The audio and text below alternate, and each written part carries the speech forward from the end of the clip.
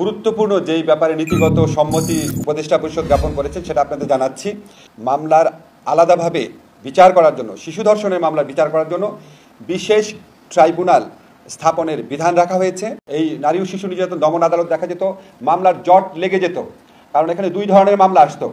একটা হচ্ছে সম্মতি সহ যে সমস্ত ধর্ষণের ঘটনা ঘটতো, যে বিয়ের প্রলোভন দেখিয়ে, এই সমস্ত মামলার অনেক আধিক্য ছিল, এই মামলাগুলোই বেশি ছিল।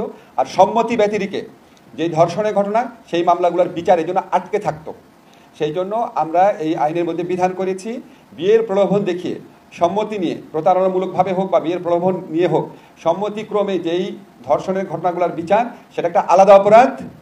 আর হচ্ছে সম্মতি ব্যতিরেকে মাগুরার ক্ষেত্রে, বরগুনার ক্ষেত্রে যে ঘটনাগুলো ঘটেছে, সেই ধর্ষণের ঘটনাগুলোর আলাদা একটা অপরাধ হিসাবে এখানে আইডেন্টিফাইড হয়েছে।